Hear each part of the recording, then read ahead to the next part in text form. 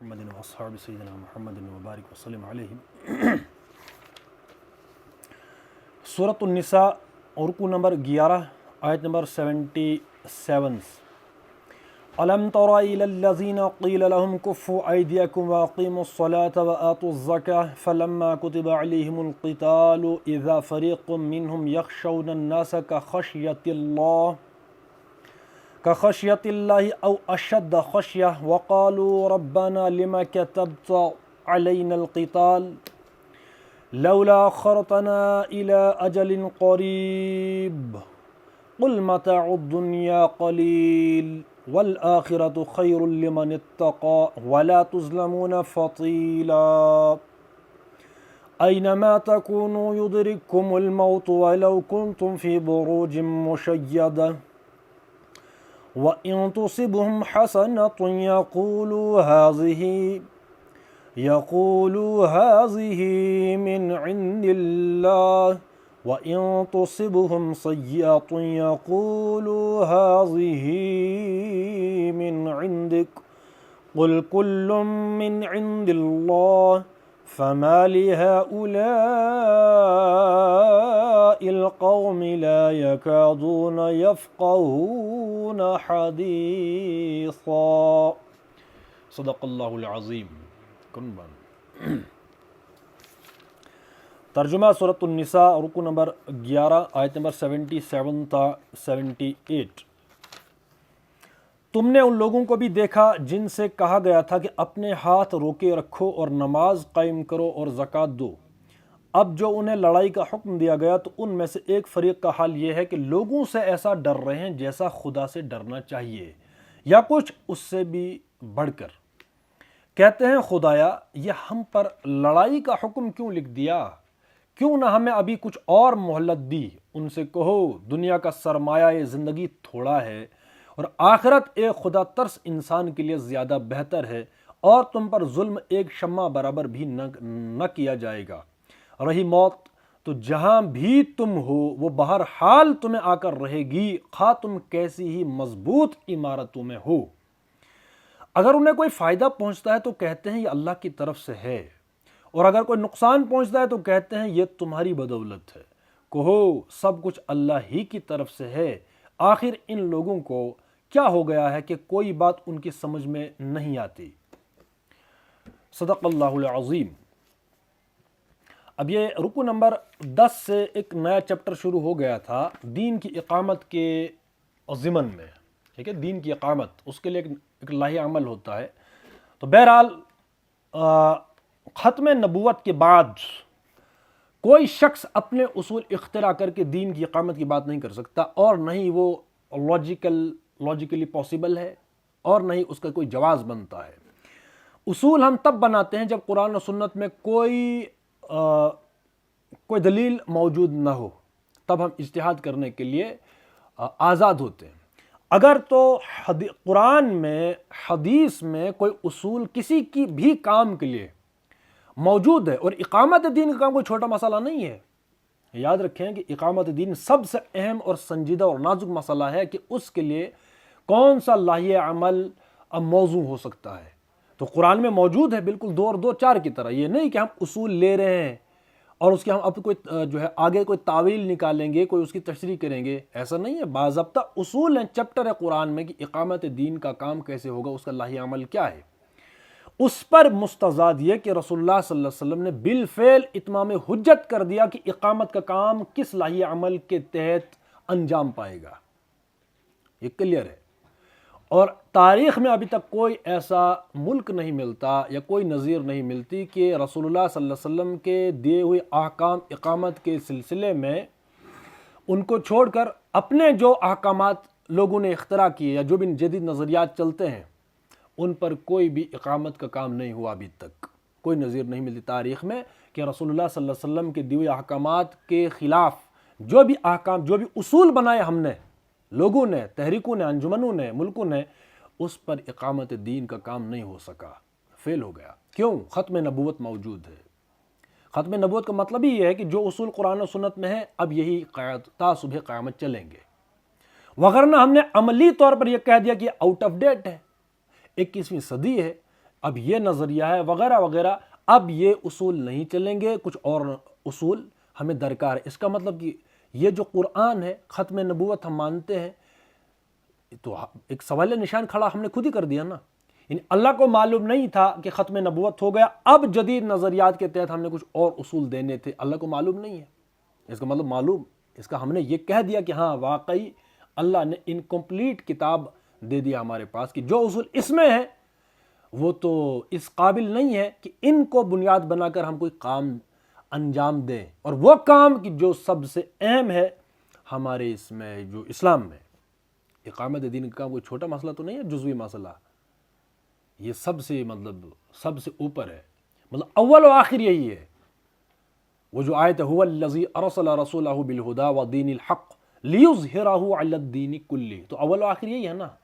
اقامت اس وقت نہیں تو کون؟ اسلام کون؟ اس وقت جتنے بھی مسلمان ہیں یا ممالک ہیں، مسلمان ممالک، وہاں دین کی دھجیاں بکھیری جا رہی ہیں، کوئی پوچھنے والا ہے؟ ہم ان کی بات کریں جہاں 99% یا 90% مسلم ہے، وہاں کون سی اللہ کی بات چل رہی ہے اور ان کو کوئی پوچھنے والا ہے؟ یہ ہے وہ اقامت، جب وہ چھت موجود نہ ہو تو پھر یوں بدتمیزی ہوتی ہے۔ یا ہم اپنی حالت دیکھ لیں کہ اگر جو ہم ہیں کہ جن شعبوں کو ہم ایکچولائز کر سکتے تھے اسلام کے اصولوں پر، ان کو ہم وہ نہیں کر سکتے عمل میں، ٹھیک ہے نا۔ تو یہ چیز ہے کہ قرآن میں جو اصول ہیں بس ہم ان کے پابند ہیں۔ نئے اصول تب ہم بنائیں گے جب ہمیں کسی کام کے لیے قرآن و سنت سے کوئی دلیل نہیں ملے گی، بس اس کو یاد رکھیں۔ نئے اصول ہم تب اختراع کریں گے جب ہمیں قرآن و سنت سے کوئی دلیل نہیں ملی، اور جن مسائل پر، جو معاملات پر واضح اصول ہوں قرآن و سنت کے، اور بالفعل رسول اللہ صلی اللہ علیہ وسلم نے وہ پریکٹیکل کام بھی کر کے دیا ہو، اس سے بڑی اتمام حجت نہیں ہو سکتی، قولی بھی اور عملی بھی، قولی شہادت بھی اور عملی شہادت بھی، ٹھیک ہے نا۔ تو ہم یہ یاد رکھیں دین کی اقامت کے ضمن میں۔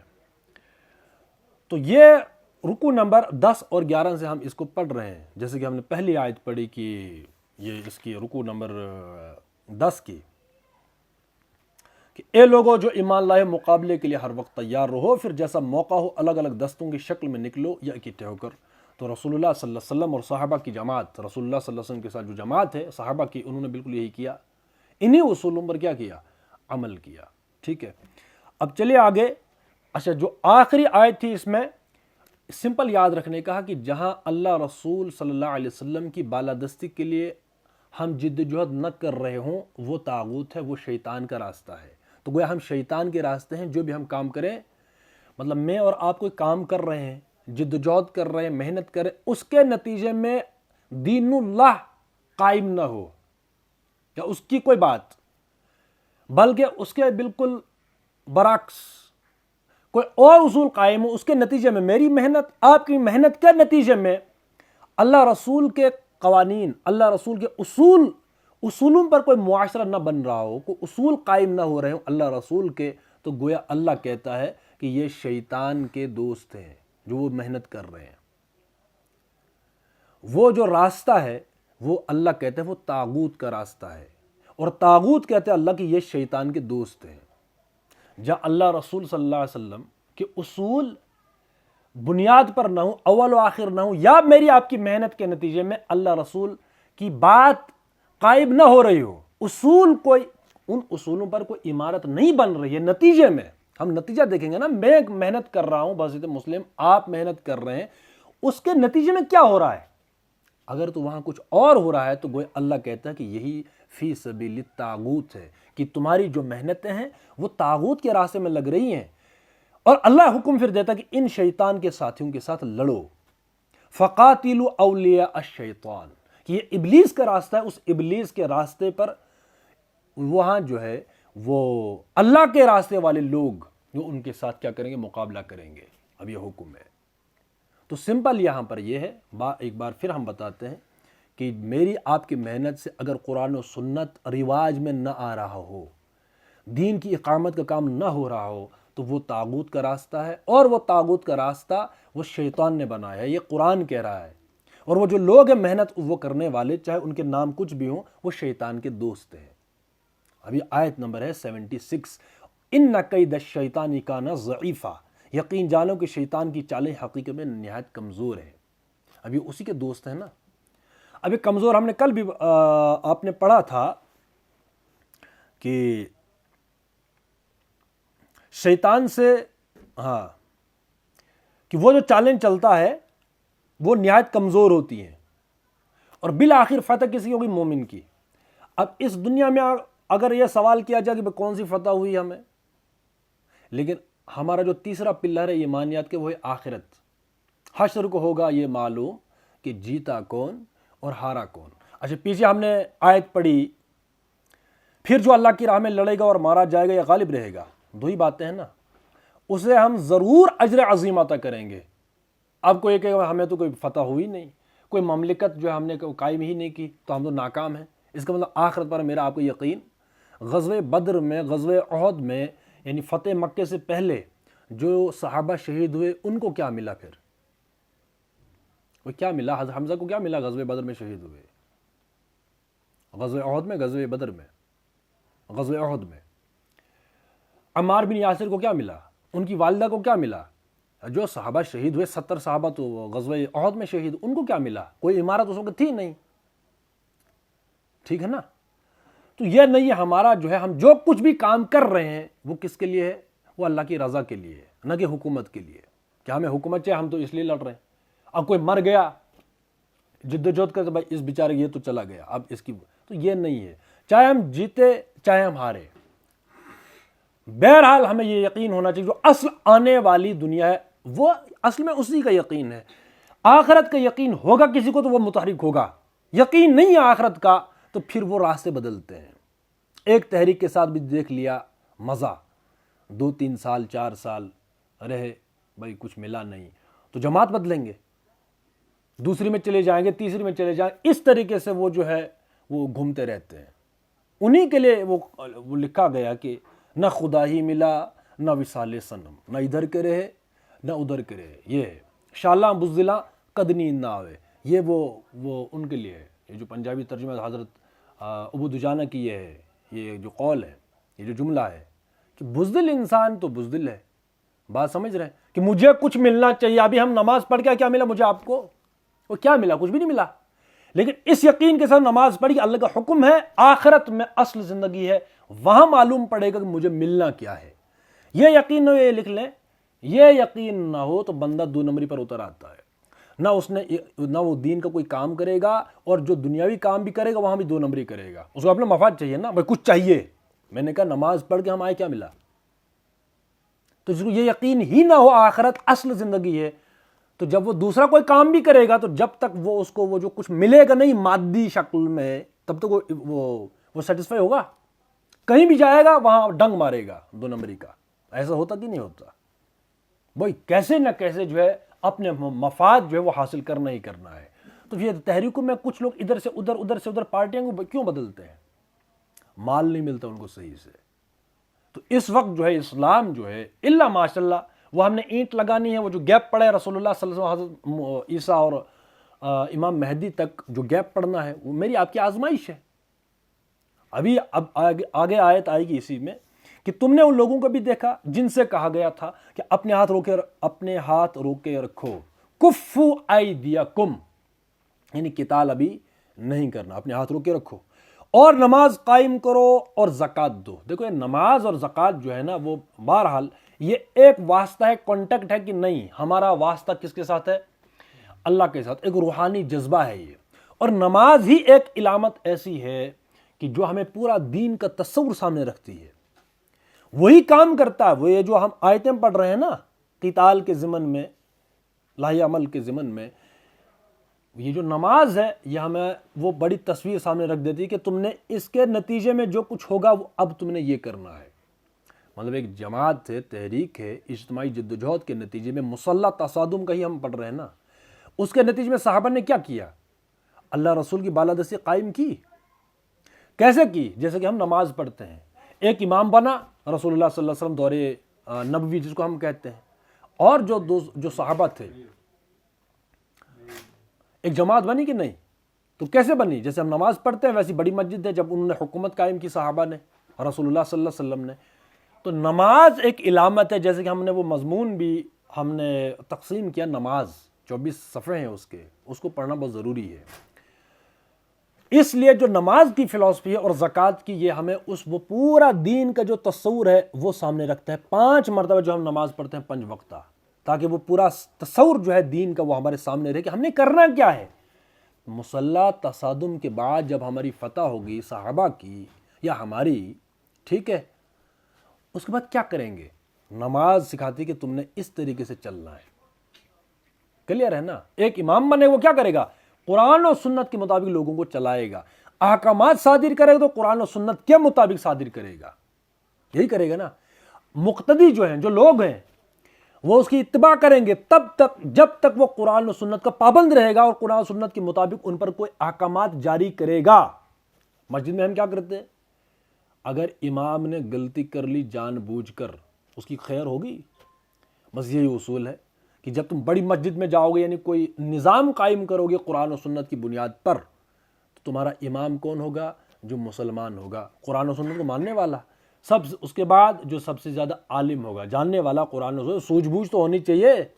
یہ 2 رکعت کی نماز نہیں ہے. اس کو کیا سمجھے 2 رکعت کے امام؟ یہ بیچارے 2 رکعت کے. قوم کیا چیز ہے؟ قوموں کی امامت. تو 2 رکعت کی نماز نہیں پڑھانی. جب اقتدار آتا ہے اس میں سوجھ بوجھ بڑی ہونی چاہیے، اس کو بنائیں گے. اس کے بعد اس کی اتباع ہم کریں گے. مشروط ہے کیسے؟ کہ وہ قرآن و سنت کے مطابق احکامات صادر کرنا چاہیے، تب ہم اس کی مانیں گے. وگرنہ امام نے زبردستی غلطی کی یا قرآن و سنت کے مطابق نماز نہیں پڑھائی تو ہم اس کو ہٹاتے ہیں، دوسرا امام منتخب کرتے ہیں. بس یہ بالکل اصول سیم ہے. اس لیے نماز کی فلسفی یہ ہے کہ مسلح تصادم کے بعد جو تم ایک عمارت قائم کرو گے اس کو یوں چلانا ہے تم نے جیسے کہ تم ہر 5 وقتوں کی نماز مسجد میں ادا کرتے ہو امام کے پیچھے. بس یہی اصول وہاں بھی مستحضر رکھنا ہے. قرآن و سنت کے مطابق امام چلے، امیر المؤمنین چلے تو اتباع جائز. اگر وہ جو ہے وہ ہٹ گیا، اس کو ہٹا کر دوسرے کو وہاں کھڑا کر دو. بس یہ بات ہے. نماز کی فلسفی ہے. زکوٰۃ اکنامک سسٹم ہے، ضرورتیں ہیں. بس اسی طریقے جب حکومت قائم ہوگی، صحابہ کی حکومت قائم ہو گئی قرآن و سنت کی بنیاد پر، تو اسی طریقے سے وہ لوگوں کو چلائیں گے. ضرورت ہے. سمجھ رہے ہیں؟ اسی لیے ہم بار بار کہہ رہے ہیں کہ زکوٰۃ پر اس وقت کوئی پابندی نہیں ہے کہ ہم زکوٰۃ کو وہ چینلائز نہ کریں. اگر زکوٰۃ ایک گاؤں کی زکوٰۃ، صرف ایک گاؤں کی زکوٰۃ اگر جمع ہو مرکز میں، وہ کتنا پیسہ بنے گا؟ پیسہ ہے، اور بھی چیزیں ہوتی ہیں گھروں میں، اس کی زکوٰۃ لگتی ہے. اتنا ڈھیر ایک وہ جو ہے وہ مال ہمارے پاس جمع ہوگا، ڈھیروں مال. تو پھر ایک تحصیل بہت بڑی ہوتی ہے. کوئی بچے گا، کوئی غریب، کوئی مسکین، کوئی یتیم، کوئی مسافر، کوئی قیدی، یا جو ہے فی سبیل اللہ کے جو لوگ ہیں. سمجھ رہے ہیں؟ 1 سال 2 سال 5 سال کے اندر ایسا ہوگا کہ جس کو ہم نے زکوٰۃ دی تھی اب اس سے لینی پڑے گی ہمیں. تو کوئی قرضہ لے گا سود پر. جو ایم جی نریگا ہے یا جو ہے وہ بلاک، یہ جو جھمیلے ہیں، کوئی لے گا فنڈ ان کی؟ بھائی ہمیں تو ضرورت ہی نہیں ہے، ہم تو اپنی پاؤں پر کھڑے ہیں. بھائی ہم کہیں گے یہ؟ بھائی ایسا ہے نا. لوگ اس وقت جو ہے فلاں کے پیچھے، اس کے پیچھے جمع. مفتی کے پیچھے کیوں نہیں جمع ہوئے لوگ؟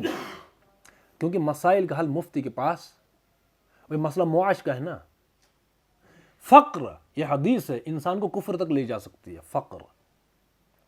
فقر و فاقہ. تو ظاہر جب کھانا تو ہے نا، ٹھیک ہے، روٹی کپڑا مکان کا نعرہ ہے. تو ان کو لگتا ہے کہ فلاں بندہ ہمارے ان مسائل کا حل وہ نکال سکتا ہے، اس لیے اس کے پیچھے جمع ہے. مفتی کے پاس تو نہیں ہے. حالانکہ اصل جو مسائل کا وہ جو چابی تھی جسے کھلتے مسائل جو ہے وہ حل ہو جاتے، وہ کس کے پاس؟ فارمولا کس کے پاس تھا؟ ان لوگوں کے پاس ہے جو دین کا درس دے رہے ہیں، جو اپنے آپ کو عالم کہتے ہیں. وہ کہتے ہیں بھائی یہ طریقہ ہے. یہ ساری غربت، یہ ساری لڑائیاں، یہ سارے جھمیلے، یہ جھگڑے، ان اصولوں پر تم پیسہ جمع کرو، آنے والے 5 سالوں کے اندر تمام غربت ختم. بھئی یہ زکوٰۃ ہے کیا؟ بلکہ وہ مفتی ان لوگوں پر خود بیعت کرنے پر وہ تیار ہیں، سپورٹ ہے. یہ آئینہ بیچتا ہوں اندھوں کے شہر میں. ہمارے پاس اصول ہے، لوگ جمع کس کے پاس؟ بولتے مسجد اجتماع نہیں میں وہ نہیں آتے، اجتماع کرنے نہیں آتے، مسجد میں نہیں بیٹھتے۔ بھائی میرے مسائل کچھ ہیں، مجھے ان کی ٹینشن پڑی ہے تو میں نے مسجد کا کو جانا ہے بھائی 5 گھنٹے پہ وہاں تقریر سننی؟ ہاں دل کے خوش رکھنے کو غالب یہ خیال اچھا ہے، جنت ہے جہنم میں پھر جو ہے وہ ایک ختم پڑھوائیں گے مسلمان۔ عید کے دن تھوڑا جو ہے وہ ریلیکسیشن ملتی ہے، کچھ نہائیں گے دھوئیں گے حلوہ پکائیں گے، کچھ جو ہے وہ ڈش وغیرہ یہ وہ، ایک دن کی چھٹی ہے جائیں گے وہاں بھی جو ہے وہ جلسے میں جائیں گے، نماز پڑھنے جائیں گے، کیا کریں گے؟ جاتے ہیں، کہاں جا رہے ہو؟ جلسے جا رہے ہیں، جلسے میں ہی جاتے ہیں نا، تو وہ جائیں گے۔ تو جمعہ اکثر و بیشتر کیوں نہیں پڑھتے؟ عام نمازیں کیوں نہیں پڑھتے؟ کیوں؟ ان کے مسائل وہ پھنسے ہوئے ہیں، ان میں انوالو ہوئے ہیں۔ لیکن جب ان کو پتہ چلتا کہ ہمارے مسائل کا حل جمعہ کی مسجد کے اندر ہم سنیں گے کہ تمہارے مسائل کا حل یہ ہے، آتے کہ نہیں آتے؟ اب کوئی کہے گا یہ تو ان کو اپنی لالچ نہیں ہے، یہ قرآن ہے، یہ زکوٰۃ کانسیپٹ کیا ہے، صدقات کیا ہیں، یہ عشور کیا ہے؟ یہ چیپٹر تو پھر کیا ہے؟ یہ تو لایانی ہو گئے، کیونکہ تمہیں تو اپنی پڑی اس لیے تم مسجد میں آئے۔ مسجد ہے ہی سینٹر ہماری، ہر مسئلہ وہیں ہوگا، وہی پارلیمنٹ ہے، وہی جو ہے پنچایت ہے، جو کچھ بھی ہوگا وہ مسجد میں ہوگا۔ تو اگر ان کو لگتا کہ نہیں آج جمعہ کے دن فلاں مسئلے پر بات ہونے والی ہے، تو اس لیے وہ شعبہ ہم نے چھوڑ دیا، ہم نے صرف نماز پڑھی، اللہ اکبر، اور کروڑوں کی مسجد ہے، وہاں کوئی مسئلہ نہیں ہوتا، کوئی مسئلہ زیر بحث آتا ہی نہیں ہے، اور یہاں دنیا کی باتیں نہیں کرو۔ دنیا کی باتیں مطلب زکوٰۃ کی بات نہیں کرنے، یہاں پر سود کی بات نہیں، اکنامک سسٹم کی، جو اکنامک سسٹم قرآن سے ثابت ہے، حدیث دیتا ہے ہمیں، وہ بات، وہ دنیاوی بات ہے، اس کے پیچھے کسی اور کے ہاتھ پہ بیعت کرنی، اور وہیں سب سے زیادہ بھیڑ ہے، یہاں خالی ہو گیا۔ تو یہ ہوتا ہے، پھر قرآن کا ایک چیپٹر ہم نے ہڑپ کر لیا، تو وہ چیپٹر کوئی اور پورا کر رہا ہے نا، تو لوگ ادھر جائیں گے ادھر آئیں گے، انہوں ادھر ہی جانا ہے۔ اصل مسائل جو تھے، نماز کیا تھی؟ نماز جو ہے وہ دن کے 5 وقتوں میں اس دنیاوی دھندوں سے نکل آؤ، ایک روحانی سلسلہ قائم کرو اللہ کے ساتھ، اللہ کو یاد کرو۔ نماز جو ہے وہ اللہ سے وہ ایک ذکر ہے نا، اللہ کی یاد کے لیے نماز قائم کرو۔ مطلب مادی دنیا سے تھوڑا ہٹ گئے تھے ہم، مطلب ہٹ جاتے اور اللہ کے وہ جو ہے ذکر کرتے، نماز میں اللہ کو یاد کرتے، اور یہ تصور رکھتے کہ اصل تمہارا کام ہے دنیا کی امامت، دیکھو اس طریقے سے تم نے حکومت چلانی ہے، دنیا کی امامت ایسے کرنی جیسے تم نماز پڑھتے ہو، وہاں کوئی بھید بھاؤ نہیں، انسانیت کی سطح پر تم نے سب کو وہ جو ہے وہ آسائش پہنچانی ہے۔ تو یہ جب ہم نے مسئلہ گول کر لیا، مادی یہ جو اکنامک سسٹم ہے، پیسے کا ہے، زکوٰۃ کا ہے، جو بھی یہ سسٹم چلتا ہے، اب لوگ جو ہے لون نکالنے کے لیے وہ کیوں تیار ہیں؟ مجبور ہیں بلکہ۔ حالانکہ اسلام میں زکوٰۃ اگر جمع ہو جاتی تو کوئی بندہ لون نہیں نکالتا، ہم اس کو قرضہ دے دیتے، جو بھی ایک کمیٹی بنتی، ظاہر سی بات ہے جو زکوٰۃ کو وصول کرتی وہ قرضہ دیتی لوگوں کو، تو کس کے پاس آتے؟ مسجد میں آتے کہ کہیں جو ہے وہ جلسے میں جاتے کہیں اور، او فلاں زندہ باد فلاں مردہ باد، انہیں دینا کیا ہے؟ اور یہاں سے کہ بھائی جو ہے وہ کیا لیا، 18 لاکھ آ گیا، 18 لاکھ میں سے 9 لاکھ لگائے، باقی کہاں گئے؟ وہ ہماری پنچایت میں تو لگایا ہی نہیں، یہ چلتا ہے۔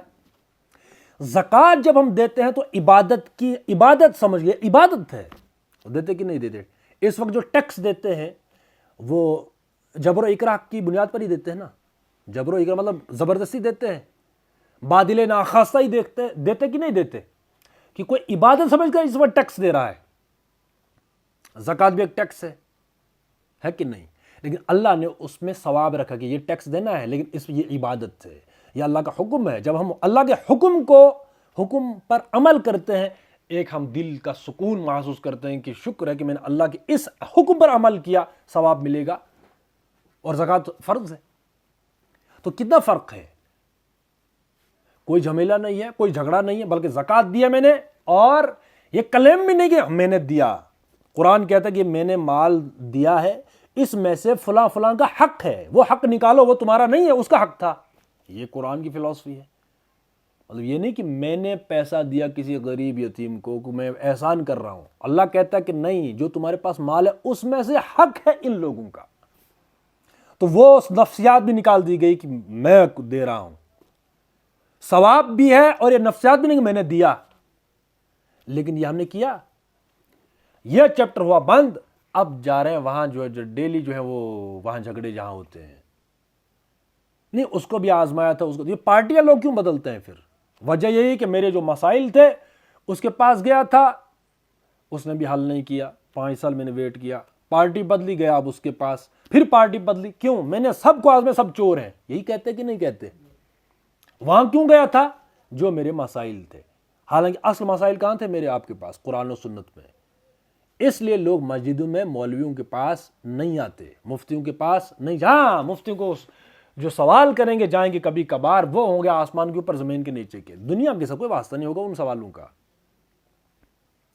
ٹوپی پہننی کہ نہیں پہننی، داڑھی کتنی رکھنی کہ نہیں رکھنی، ڈریس کون سا پہنے، پینٹ شرٹ پہ پہن کے کسی نے نماز پڑھائی آئے گی کہ نہیں آئے گی. بھائی اب یہ سوال ہے، کیا تعلق ہے اس کا اسلام کے ساتھ؟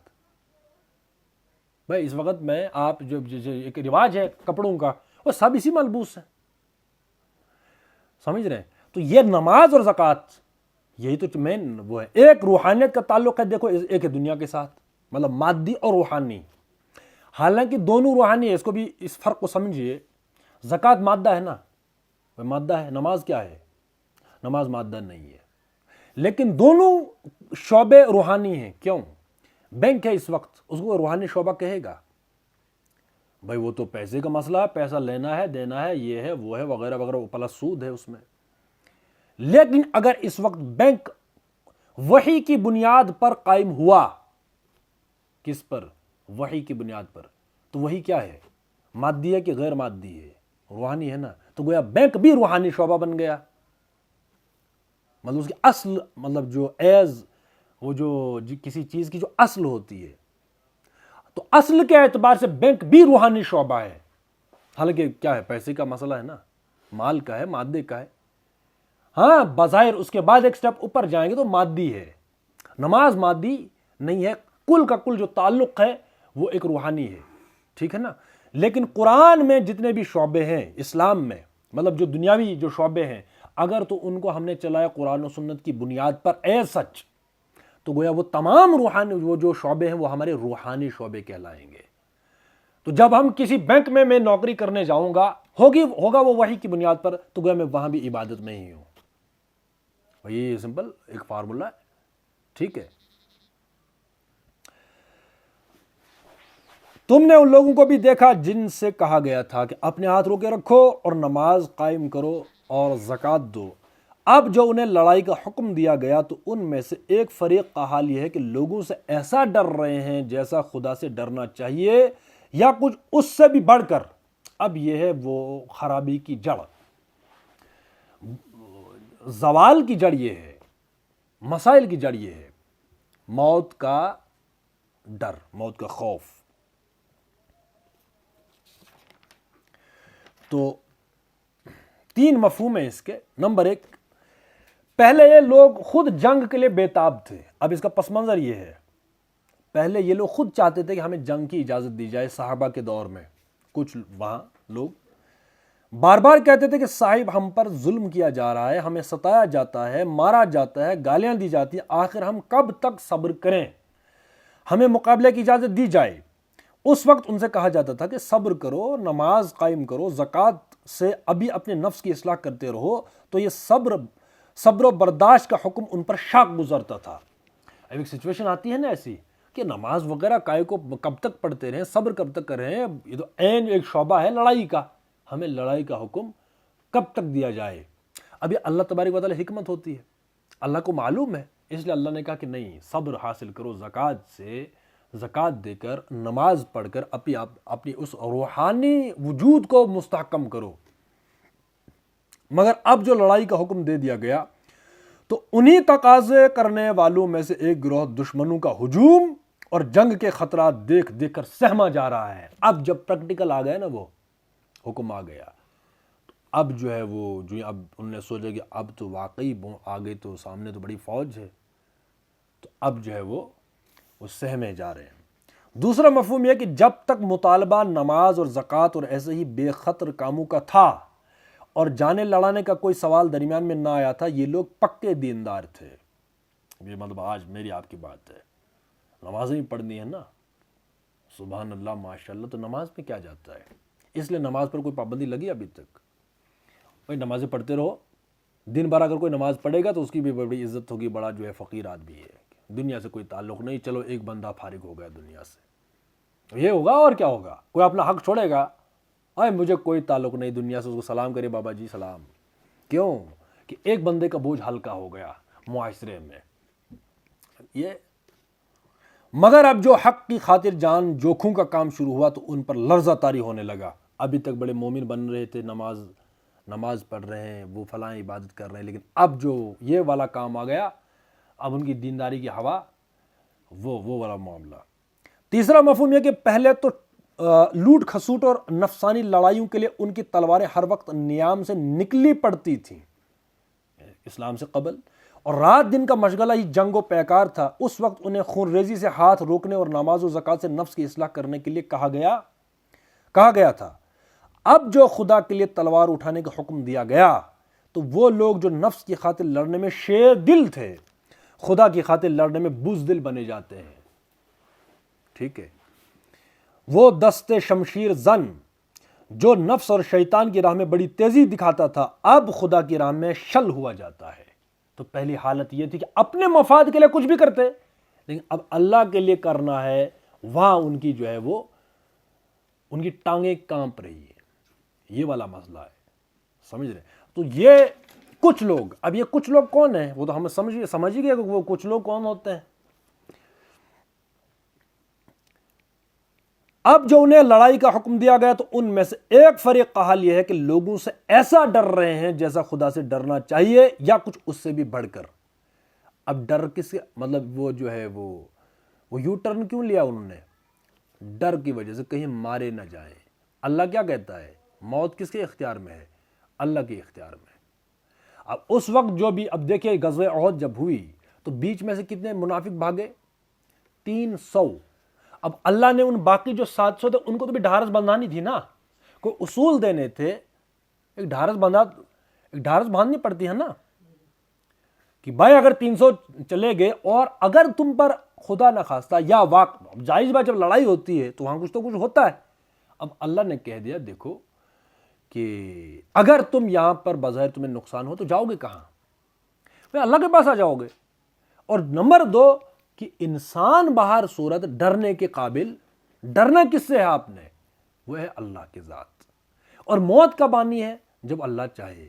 اسی لیے وہ آیت بھی ہم بار بار سناتے ہیں کہ ما اصاب من مصیبت الا باذن اللہ، کہ کوئی مطلب دنیا کا ہم ویسے بھی سنتے ہیں کہ کوئی پتہ اللہ کے حکم کے بغیر نہیں ہلتا، تو کوئی مصیبت بھی اللہ کے اذن کے بغیر نہیں آتی۔ یہ آیتیں جو اس وقت ان کو سنائی گئیں صحابہ کو، بھائی وہ بھی انسان ہی تھے نا، یہ نہیں بٹن دبایا یہاں سے اور چل پڑا، مطلب ایسا نہیں ہوتا، وہ بھی انسان تھے، ان کی نفسیات ہے، فطرت ہے، ڈر ہے، خوف ہے، وہ سب ہے، لیکن ان کا جو روحانی جو یقین تھا، مطلب یہاں سے ایک صحابہ کا لشکر جا رہا ہے اور بہت بڑی تعداد ہے آگے سامنے دشمن لشکر کی، اب انہیں کچھ اصول چاہیے تھے نا، کس کی طرف سے؟ اللہ کی طرف سے۔ اللہ پر اتنا یقین تھا، اللہ نے کوئی اصول دیا، ان نے جو ہے یوں ہاتھوں ہاتھ لے لیا، مطلب دل کے اندر انہوں نے اتار لیا کہ اللہ نے یہ کہہ دیا بس یہ ہونا ہے۔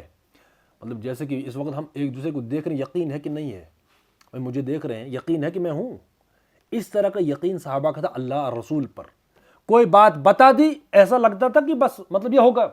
ایک ہوتا کہ میں یہ کام کروں گا، میں یہ کام، صحابہ کو جب اللہ کی طرف سے کوئی حکم آتا تھا نا، یا کوئی وعدہ ہے نا کہ تم یہ کام کرو گے میں تمہیں اس کے بدلے میں یہ دوں گا، تو وہ ایسا کام کرتے تھے کہ مطلب اللہ نے کہہ دیا ہو گیا۔ تو یہ آیتیں جو ہیں یہ اس وقت ان کو ڈھارس باندھنے کے لیے اور اصولی طور پر ان کو دی جاتی تھی۔ اور جب اللہ کوئی بات کہتا ہے اس کا مطلب کہ وہ ایک پکچر ہے، وہ ایک حقیقت ہے، اس کا وجود، اس کا حقیقی وجود ہے جو بھی بات اللہ کی طرف سے آتی ہے، وغیرہ 23 سال میں انقلاب تھوڑی نہ آتا، کوئی مذاق نہیں ہے 23 سال کے اندر انقلاب آنا قرآن و سنت کی بنیاد پر۔ وہ انقلاب واقعی دنیا میں صرف ایک انقلاب ہے، وہ اسلام کی بنیاد پر ہے، جہاں اول و آخر وہ سب بدل گیا، وغیرہ اور بھی انقلاب آئے کہ نہیں آئے، وہ انقلاب تو نہیں ہے نا۔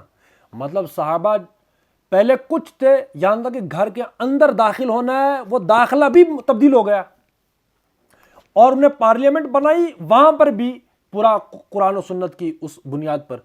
تو کمپلیٹ انقلاب یہ ہے کہ نہیں؟ اب کہیں پر سیاسی نظام بدلتا ہے تو ایک شعبہ بدلا، ایک شعبے میں انقلاب، ہم کہہ سکتے ہیں ایک شعبے، پوری جو ہول لائف ہے، مطلب ہمارا جو نظام ہے پورا احاطہ جس کو جو کرتے ہیں، اب مطلب انڈیویجول سے لے کر اور کلیکٹیو سسٹم تک۔ انڈیویجول کا مطلب کیا ہے کہ میری جو سوچ، میں سوچ کیا رہا ہوں، یا میرے جو وہ نظریات ہیں وہ کیا ہیں، یا میرا ذوق ہے، مذاق ہے، میرے عادات اور اطوار ہیں، میری جو باڈی لینگویج ہے، میری جو بات ہے، وہ تک بدل جانا، یہ انقلاب کی پوری ڈیفینیشن ہے۔ تو صحابہ نے وہ کر کے دکھایا کہ نہیں کیا؟ کیوں؟ اللہ کی طرف سے کوئی حکم آیا، کوئی اصول آیا، وہ اصول ایسے لیے انہوں نے کہ جیسے کہ یہ کام ان کو دکھتا ہوا معلوم ہوتا تھا۔ یہ بات تھی۔ ہم کیا ہیں اس وقت؟ جو تعویلیں ہیں وہ کیا ہیں؟ اب پھر سے پڑھیے کہ لوگوں سے ایسے ڈر رہے ہیں جیسے خدا سے ڈرنا چاہیے۔ یہ اس وقت میرا آپ کا حال ہے اور اس وقت کے منافقین کا۔ تو ہم کس صف میں ہیں؟ سمجھ رہے ہیں بات؟ یہی وہ حدیث حضرت ثوبان سے کہ حضور نے فرمایا ایک وقت آئے گا کہ مسلمانوں پر غیر قومیں اس طرح مسلط ہو جائیں گی جیسے کہ دسترخوان پر بھوکے ٹوٹ پڑتے ہیں، اس طرح سے ان پر ٹوٹ پڑیں گے۔ صحابہ نے کہا ایسا کیوں ہوگا؟ کیا مسلمانوں کی تعداد کم ہوگی؟ حضور نے فرمایا نہیں، وہ تعداد میں بہت زیادہ ہوں گے۔ تو پھر ایسا کیوں ہے؟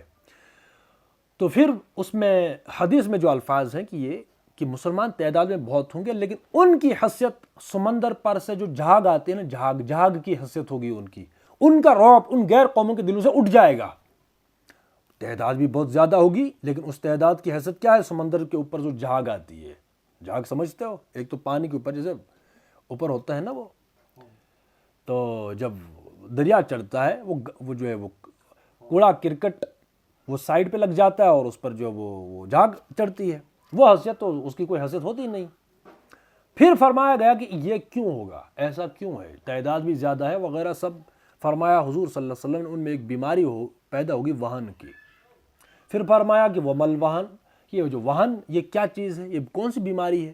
تو حضور صلی اللہ علیہ وسلم نے اس آیت کا مفہوم سمجھ لیجئے، وہی فرمایا کہ حب الدنیا وکراہیت الموت، کہ ان کے اندر وہن کی بیماری یہ ہے کہ وہ ان میں داخل ہوگی۔ وہ کیا ہے؟ وہ دنیا سے محبت اور موت سے نفرت، موت کا ڈر، موت کا خوف اور دنیا طلبی، دنیا سے محبت، میں مارا نہ جاؤں۔ جیسے وہ جو ہم نے کل بھی کہا تھا، ایک انقلابی نے کہا کہ میں قبرستان میں ان لوگوں کو بھی دیکھا کہ جو اس خوف سے نہ ڈرے، وہ نہ لڑے، اس خوف سے نہیں لڑے کہ کہیں مارے نہ جائیں۔ ان کے جنازے وہ اٹھے آج قبرستانوں میں ہیں۔ ٹھیک ہے، تو یہ منافقین کا رویہ ہے۔ اب میں اپنے آپ کو دیکھوں، اب اپنے آپ کو دیکھ لیجئے، فتویٰ دینے کی ضرورت نہیں ہے۔ ملا سے نہ پوچھ، دل سے پوچھ۔ دل فتویٰ نہیں دیتا تھا میں کیا ہوں، میں جانتا ہوں۔ آپ کون ہیں آپ جانتے ہیں، تو ہر انڈیویجول جانتے ہیں میں کیا ہوں، بس سمپل ہے۔ اور اس وقت مجموعی جو حالات ہیں وہ اس آیت پر ہے کہ لوگوں سے ایسا ڈر رہے ہیں جیسے کہ خدا سے ڈرنے کا حق تھا، یا کچھ اس سے بھی بڑھ کر۔ یہ اسے بڑھ کر آج ہے مسئلہ۔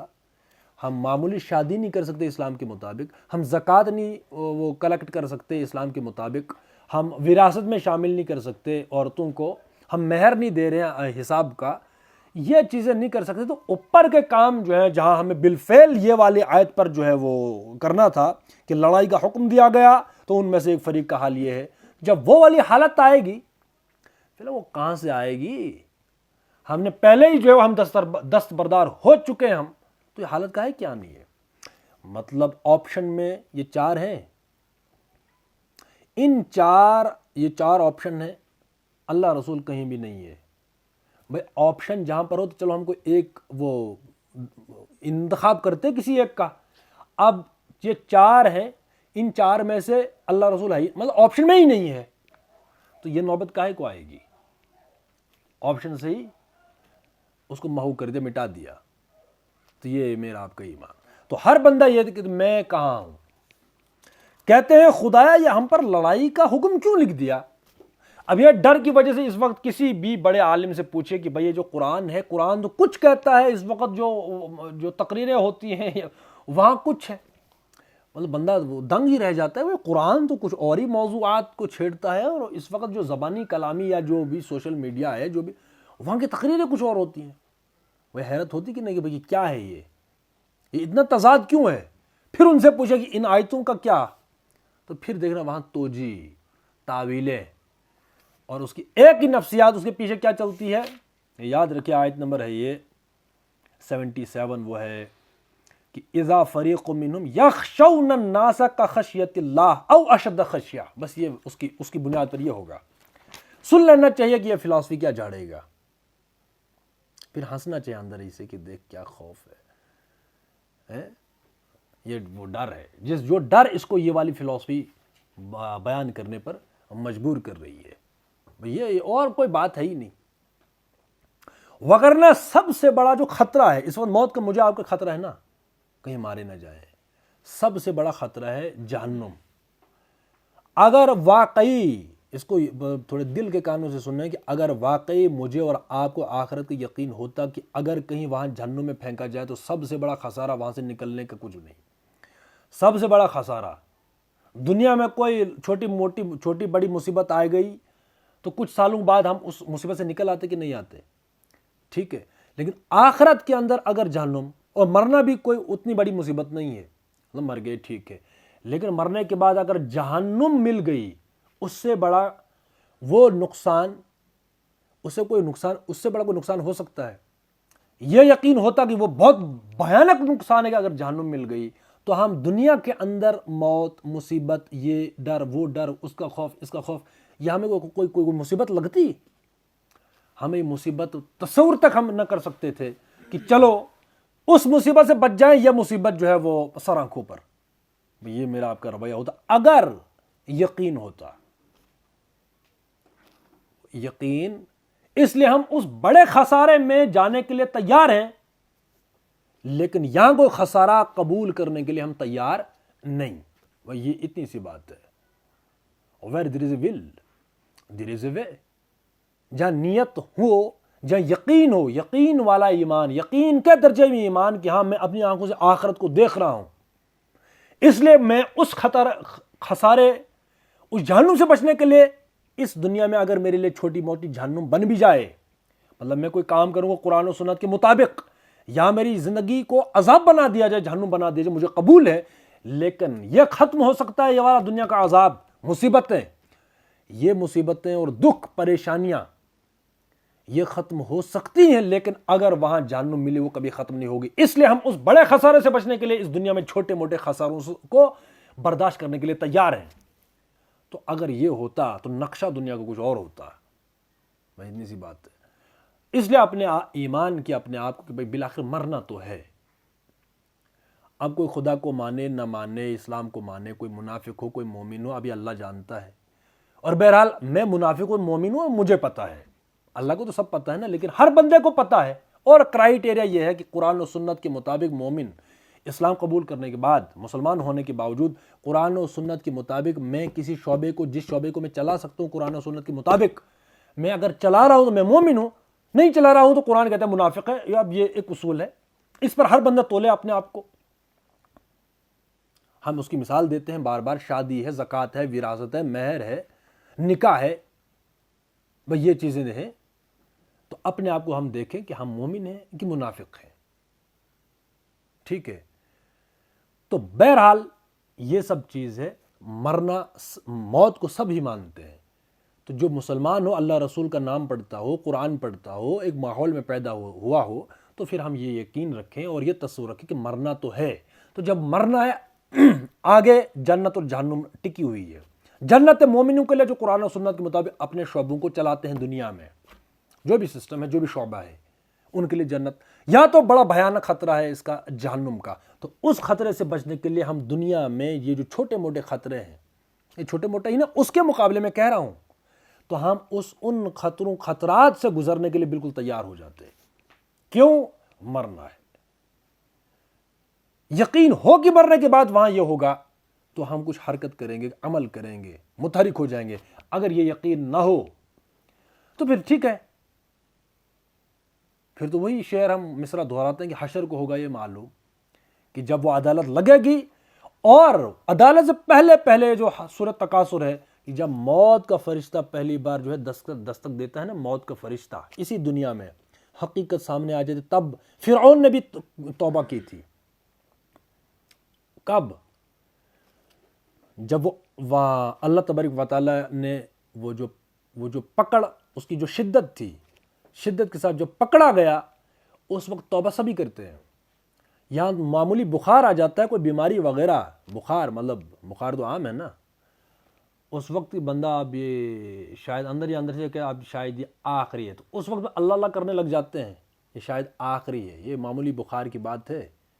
تو جب واقعی وہ جو موت کا فرشتہ آتا ہے نا کھٹکھٹانے دروازہ، تب ہم توبہ کرتے ہیں۔ وہ توبہ آج لے ان کی پناہ، آج مدد مانگ ان سے کہ جب میرے اور آپ میں ہوش ہے، کچھ ہوش ہے، تب توبہ ہے۔ توبہ کا مطلب وہی ہے، قرآن و سنت کو رواج میں ڈالنے کی کوشش، جد و جہد۔ اگر میری آپ کی کوشش طاغوت کا سسٹم چل سکتا ہے، کیا اسلام نہیں چل سکتا؟ تو کون سی تعویلیں ہیں؟ اب مصلیت ہے، پھر یہ ہے، پھر بھائی یہ وہ کیا مسئلہ ہے؟ سمپل ہے کہ میری آپ کی کوششوں سے اگر کچھ اصول چل رہے ہیں، اسلام کے فطری اصول کیوں نہ چل سکے؟ کیوں نہیں چل سکتے؟ بس یہ وہ ہے کہ مجھے ڈر کس کا ہے؟ اللہ کا، کہ آج اپنے جیسے انسانوں کا بس یہ دعا کرنے کی ہے کہ وہ یقین پیدا ہو جائے۔ بس یہ یقین کے بغیر وہ دعا ہاں دعا ہوتی ہے جب میں نے اپنا سب کچھ لگا دیا، تب دعا کرو۔ میں جمعہ بھی نہیں پڑھ رہا، نماز بھی نہیں پڑھ رہا، تلاوت میں نے ہفتوں اور مہینوں سے نہیں کہ دعا کر رہا ہوں، یہ چاپلوسی نہیں۔ اللہ کو دعا کا مطلب ہے کہ اللہ میں نے سب کچھ لگا دیا، اب تو لاج رکھ، وہ دعا ہے۔ میں ڈیلی قرآن پڑھ رہا ہوں، تفسیر پڑھ رہا ہوں، حدیث پڑھ رہا ہوں، ہر بندہ ہر مومن جو بھی ہے، پھر دعا کرے اللہ میں پڑھ رہا ہوں، اب مجھے یقین دے۔ تو یہ ہے پریکٹیکل دعا کی اصل جڑ ہے، یہ مطلب روح ہے۔ یہ کسی نے پڑھنا نہیں، 2 نمبریاں ہیں، نہ نماز، کچھ بھی نہیں، طاغوت کا سپورٹر وہ پورا بندہ ہے، جمعہ کے دن یا عید کے دن اب وہ دعا کرے گا۔ یہ نہیں، آئینے نہیں بھیجتے، اندھو کے شہر میں آئینے نہیں بھیجتے، سمجھ رہے؟ ایک لاجک بھی ہونی چاہیے دعا کی۔ تو بس دعا ہے کہ ہم جو کچھ پڑھ رہے ہیں، یہ قرآن کچھ اور کہہ رہے ہیں، کہانی کچھ اور سنی ہم نے، بس وہ ہے کہ آخرت ہے کہ ہم اس کو یقین کی آنکھوں سے دیکھیں کہ جہنم اور جنت واقعی ہیں۔ تو اس بڑے عذاب سے بچنے کے لیے، اس مصیبت سے بچنے کے لیے، اگر ہمیں دنیا میں کچھ مصیبتیں آ گئیں، اس کا یقین ہو، اس کے لیے ہم تیار ہوں، اس کے لیے دعا ہے۔ لیکن پریکٹیکل پہلے لگانا پڑے گا، پریکٹیکل اس راستے پر چلنا پڑے گا۔ یا اللہ میں راستے پر چل رہا ہوں، اب میرے سامنے وہ حقیقت کھول دے، تو اللہ حقیقت کھولے گا، اللہ ماشاء اللہ۔ ٹھیک ہے، تو انشاءاللہ اس سے آگے ہم کل پڑھیں گے۔